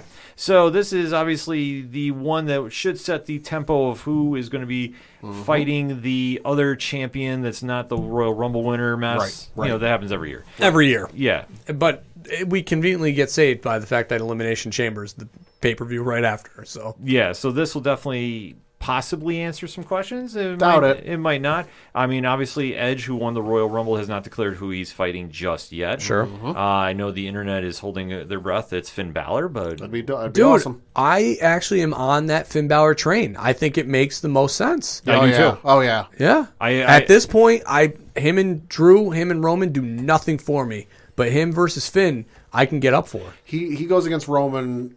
I'm going to take a piss break at the beginning of the match and come back. Same can be said if he goes against Drew. Like, cool, awesome. Kind of seen that before. If he goes up against Finn, though, I'm in. Yeah, I think there's a lot of possibilities there. And I think for NXT to have the Royal Rumble winner fight for that, that's a huge statement. Yeah. But this card should kind of feel out the rest of the WrestleMania show. I know we're over 60 days away. But still a lot to talk about. So, Pat, let's break down the card and give our picks. Yeah, so first off, we have for the United States Championship, you have Bobby Lashley defending against Keith Lee and Riddle. Coach, your thoughts? Well, rumor is Keith Lee might be removed from the match. I heard something about that. I mean, Yep. So it might be just Riddle versus Bobby Lashley. Could be. Bobby Lashley retains here. Yeah, Bobby Lashley retains. Don't see anything really moving the needle to really take the title off him. I would say I'm going to say Lashley's going to retain either way. But the only thing that would take the title off him is if they put him in the Elimination Chamber that night. Could be. They're not doing that, but I'm just saying if they had, then that would be the reason he'd lose. But this is going to be Lashley's, and we're going to have to keep an eye on whatever is going on with Keith Lee. Yeah. Hoping for the best there. Yeah. Next up is a match that's announced but might not happen, and I'll get into that in a minute. For the Raw Women's Championship, you have Asuka taking on Lacey Evans. Now, the reason I say it might not happen is it's come out that Lacey Evans is legit pregnant. Now, I got to say, a lot of people like to say Ric Flair is the dirtiest player in the game. I think we need to give that moniker to a new wrestler, that being Asuka. In less than a calendar year, she has been scheduled to go up against two women for the belt in various degrees, and in both instances, they have ended up pregnant. So Pad with a theory. Just saying, she won Money in the Bank, and at some point was going to have a match against Becky Lynch for the Raw Women's Championship. Surprise! Becky Lynch is pregnant. You're the champion now. Flash forward, not even a year. We're not even a year past since that. Scheduled to face Lacey Evans, Raw Women's Championship.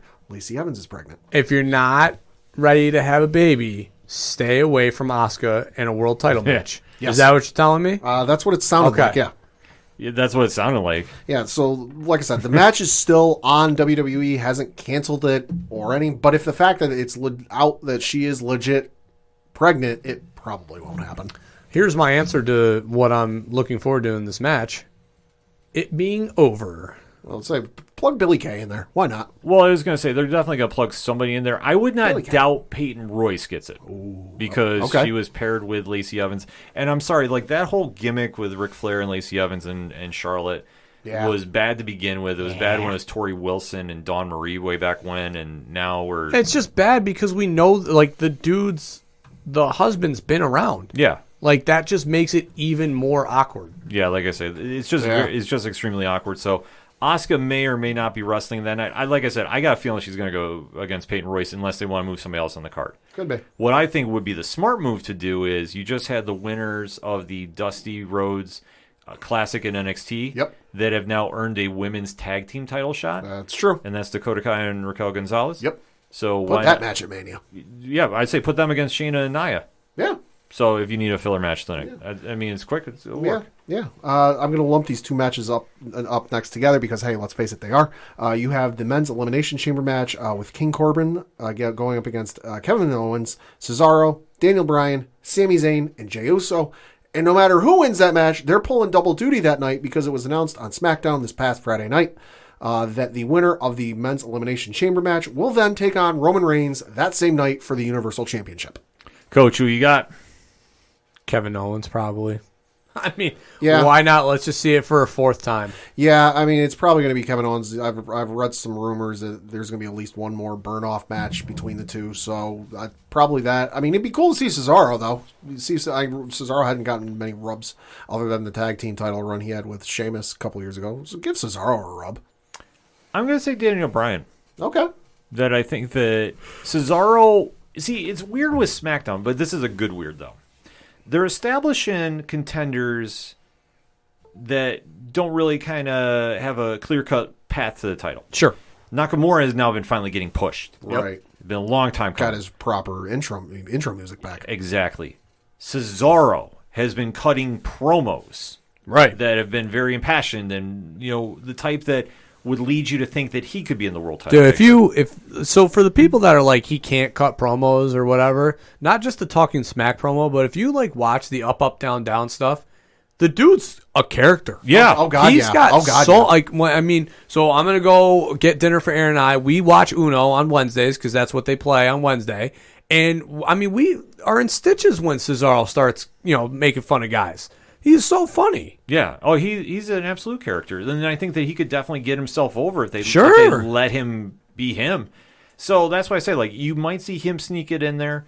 I don't know if they would let him just do one night and be done. And that's why I say, like, I think it could be Daniel Bryan because that'd be one heck of a way to do a main event. Yeah. That they've been talking about, unless you're going to do Daniel Bryan versus Roman at Mania. Right. Well, yeah, that's why I think Kevin gets a blow off, and then they move on to Daniel Bryan next. Listen, all Kevin Owens cares about is jumping off that pirate ship. Yeah, and he's going to do that on somebody. Yep, he tweeted out the photo of it. He has not forgotten. Yeah. Oh, it's going to happen. Yep. And then the last match, probably going to be the main event. For the WWE Championship, you have Drew McIntyre defending his belt against Randy Orton, AJ Styles, Jeff Hardy, Sheamus, and Kofi Kingston in the Elimination Chamber match. Coach, your thoughts? So I'm running on the theory that I want Edge to face Balor? I think that would be great. I think it's a perfect way to squeeze in another main event when they've talked about wanting to have 4 main event level matches. I think there's a reason why Finn Balor retained the NXT title going into WrestleMania season. So I think that's what it is. However, I'm still putting myself in Vince's shoes. What makes sense in his eyes? Edge versus Randy Orton. So I think Randy Orton comes out of Elimination Chamber as the champion. Unfortunately. I'm going to say it's going to be AJ. And then Drew will get his reshot at his rematch at WrestleMania, just because I'm looking at the list. Kofi, no disrespect, we had Kofi Mania a couple years ago. I don't think you're going to be able to recapture that lightning in a bottle twice, especially so close together. Sheamus, no. Jeff Hardy, his championship days are long since past. As for Randy Orton, I think he's going to end up facing The Fiend at WrestleMania because, let's face it, there's a reason they keep bringing up him with Alexa Bliss every week on Monday Night Raw. And this past week, how dark that got. Yeah, I mean, the Satanic Circle and bringing it back, that whole thing, they wouldn't keep bringing it up if there weren't plans for it. Yeah. So I think Randy's going to end up facing The Fiend at WrestleMania. Alexa Bliss probably be involved. So I think that would leave, at least in my kind of, elimination here, that would leave Drew going up against AJ. My thing with that, because I thought the same, obviously that seems like the story, but they wrestled 5 years ago at Mania. Like, I don't think that they would want to redo that so soon when Edge is hanging around there. That's what I was thinking. It's a 50-50 with that because you don't really know what the plan is. I mean, this year has not been exactly laid out, except I think with Sasha Banks versus Bianca Belair, right? Which should main event that Saturday night, in my opinion. Oh yeah. My pick for this, I think Drew wins the match, but The Miz cashes in. Ooh, all right. Well, I forgot about that. Yeah, that I know he pulled himself out, and that's how Kofi got in the match. Right. But it would make sense that it would throw definitely people off. That hellacious match. Let's just say hypothetically, Drew's one of the first 2 entrants to be involved in the match, so he goes through a long, grueling match. Yeah, I can see it. Yeah, and then that gives you Drew versus Miz rematch at Mania. Yeah. But Bad Bunny's hanging around there. Listen, the only thing with Bad Bunny is Bad Bunny's dropping that belt, the 24/7 belt on SNL this weekend. Yeah, he probably is. I'm calling that right now. And now, but so Bad Bunny's hanging around. He's been at the Performance Center. He's already said that he wants a match. Who better to put him in the ring with than Miz and Morris? Miz and Morrison with him and Priest. Yeah, because I think if Miz was going to headline anyone, it'd be the LA Mania. Yeah. That would make a lot more sense. So I like that. What you said is without Bad Bunny hanging around there is an ideal situation because that's how you can get Drew and Miz into the main event of this WrestleMania and make it make sense. Get the fucking briefcase off of the Miz finally and have him cash in and whatever. with Bad Bunny hanging around and hearing that he's at the Performance Center, you know that they're going to use him on Mania. Yeah, he's definitely talking about doing that tag match against Miz and Morrison, Yep. which makes sense. Like, and that's a huge move. I mean, he's the number one franchise or merchandise seller. Yeah, right and now. I mean, you put him in there with workers, and that's what those two are. You know, they're professionals, so they're going to make sure that they take care of him, make him look like $1 million. So, just makes sense. Yeah, it makes a lot of sense. And then, I mean, because otherwise I'd say you give him a tag team title shot, but I can't even think who the Raw tag team champion. Oh, it's the Hurt Business. That's how infrequent the belts are defended. That's how bad.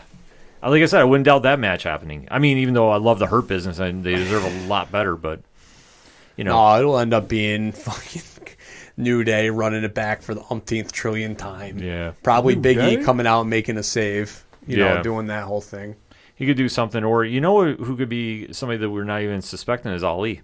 I read that this would be Ali's payback for, Kofi Mania would be him costing him being able to be in the Elimination Chamber match. Yeah, which I'd be excited. I'd be excited to see Kofi against Ali at Mania. Yeah, that'd be good. That'd be really excited. Ali does not get enough time to wrestle in the ring anymore. No, and he's one of the best on the mic too. A lot of storylines are going to get summed up with the WWE Elimination Chamber going on this Sunday, February 21st, 7 p.m. Eastern Standard Time on the WWE Network. I'm not sure if this is the last pay-per-view. This is. Yep. Yes. Oh, God, thank you for reminding me. Yeah. I almost kind of forgot about that. I knew it was coming up. Like, I'm all set with Peacock, so it's like it's just a matter of me flipping over. Yeah. So it's just like now, okay, when is this happening? So this will be the last one on the WWE Network before the transition to Peacock. Yep. So if you need to make your changes now, or I mean, it's supposed to be a gradual transition anyway. Just kind of stay tuned to your social medias and instructions on what to do so you don't miss out on WrestleMania when it happens. Like I said, under 60 days away. Let's go. So that all being said, the music you heard on this edition of the ODPH podcast is that of Brian Wolf, and we definitely want to wish him and everybody affected by the storms in the south of the USA the best. Please stay safe. Please stay warm. Please stay healthy as much as you can during these trying times. So Brian, unfortunately, will not be streaming Wednesday night, but if you want to find out what's going on with him, Second Suitor, Floodlands, Shout of the Robots, and all the great music you hear on the ODPH, swing on over to WherePad. OchoDuroParlayHour.com. Right. Check out the music section. You can find out about all those great musicians and where to support them because you should, because they're amazing. Also on the webpage, you can go check out the directory, which has friends of the show, organizational links supporting Black Lives Matter, all the amazing pod groups we are in via their Podchaser pages. Because, Coach, what is the rule concerning that? If you are, I don't know. Okay. If you're a podcast and you're not a Podchaser group, are you even a podcast? I said it every fucking weekend. I know it's wrong. I know you do, and that's why I keep bringing it up. The rule is... The one with the gold makes the rules. No, that's not it either, Pat. The rule is, gentlemen, if you claim that you're in a pod group and you're not on Podchaser, you're not in a pod group. That's how it is. So we definitely want to shout out to all our friends in Pod Nation, the Legion Independent Podcast, the In-Nerd Circle, because we have a new one now. So definitely shout out to JVD and everybody else in that one. The aPODalypse, Alternate Reality Radio, and of course, hashtag 67 Podcast, 8122 Productions. Shout out to our guys, Rich Ron, hashtag Big Natty Cool, still on Twitter, Pad. Oh, boy. And still talking a lot of trash, Coach. He is being very disrespectful to Conor McGregor. For what? I mean, move on, man. No, the fight's over with. He has called you out a little bit, so you might want to have a little word with him. Well, I'll see him, in 2 weeks, right? That's the Adesanya. Yep, March 6th is going down. Let's go. You can definitely find out everything going on with those guys over at patreon.com/8122productions.com or H122productions. But if you want to go to the website, it's 8122productions.com. So much information. That's why I say go to the website and you can find out everything that's going on with the ODPH and our friends over at OchoDuroParlayHour.com. That's all I got for this week. So for your coach, my coach, the coach, Coach Duffy. Good night and good luck. For the one and only Padawan J. Thank you. I'm your host, Ken M. Thank you as always for listening to the ODPH podcast, better known as the Ocho Duro Parlay Hour. See you next time.